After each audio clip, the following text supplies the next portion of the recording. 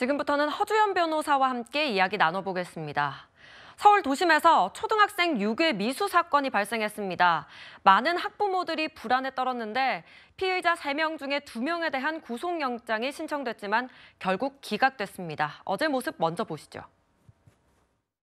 심사에서 혐의 인정하셨습니까? 왜 아이들한테 데려다 주겠다고 한 건가요? 아이들이 놀라는 게 재밌어서 범행했습니까? 실제로 유괴할 의도 있던 겁니까? 왜 3번이나 범행하셨습니까? 피해 아동과 학부모에 할 말 없습니까? 왜 차량에 탑승했다면 어떻게 하실 예정이었습니까? 돈 뜯어내려는 금전적 의도 있었습니까?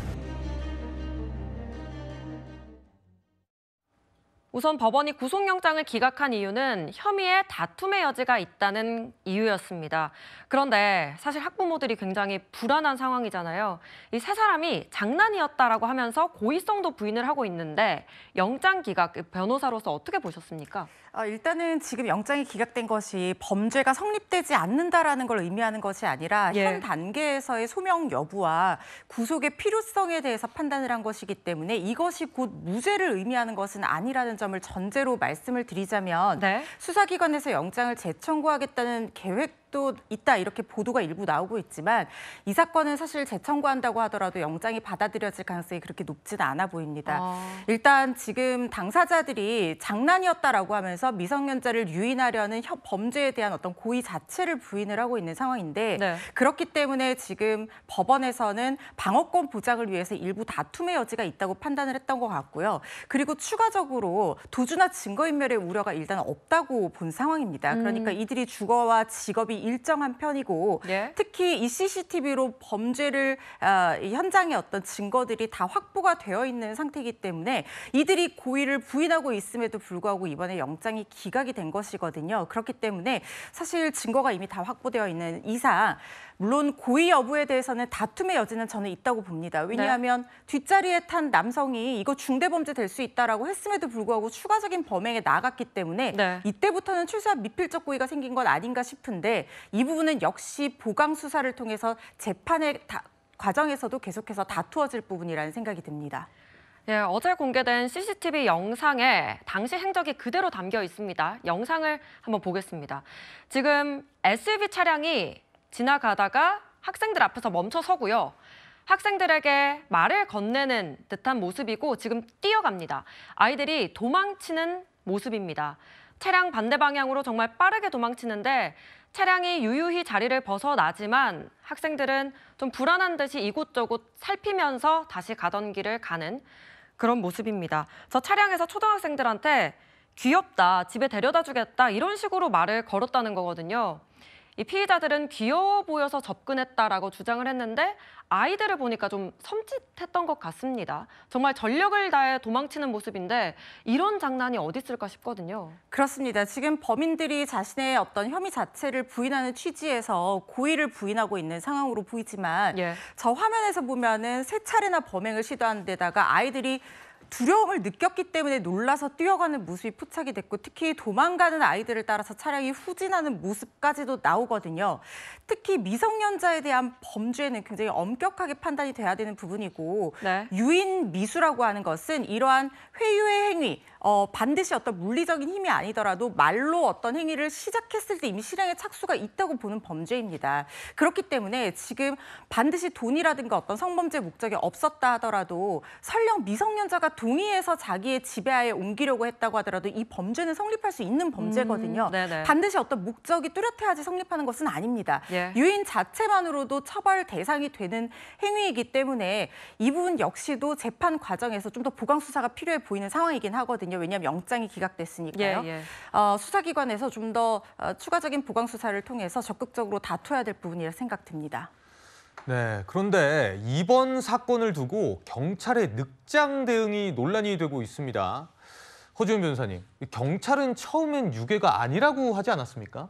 그렇습니다. 최초 신고가 들어왔을 때 CCTV를 분석을 했는데 아이들이 차량의 종류와 색깔을 정확하게 특정을 못했던 모양입니다. 그래서 아이들이 처음 말한 승합차만을 대상으로 CCTV를 확인을 하고는 이거는 범죄 시도가 없었다라고 안일하게 일단 판단을 한 것 같고요. 그 이후에 가정통신문 발송되고 추가적인 피해가 접수가 되니까 그제서야 CCTV를 다시 면밀히 분석해봤다고 하는데 아이들은 순식간에 범죄 피해를 당한 것이기 때문에 차량의 색깔이라든가 종류를 특히 초등학교 저학년 아이들은 구별하기가 쉽지가 않습니다. 그렇죠. 그런 것까지 면밀하게 아이들의 시각에서 눈높이에 맞춰서 처음 초동 수사가 굉장히 중요한데 그때 CCTV를 승합차에 한정할 것이 아니라 다각도로 살펴봤어야 되는데 이 부분은 아쉽다라는 변명으로만 끝날 일은 아니라는 생각이 들고요. 이게 여기서 끝나서 망정이지 만약에 이대로 시간이 지나서 추가 신고가 없었다고 하면 이 CCTV는 시간이 지나면 지워질 수 있습니다. 그런데 여기서 만약에 추가 범죄가 발생한 상황이라고 하면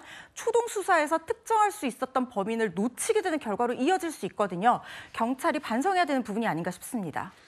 네, 이렇게 뒷북 수사 논란이 일면서 학부모들은요, 분통을 터뜨리고 있습니다. 목소리 들어보시죠.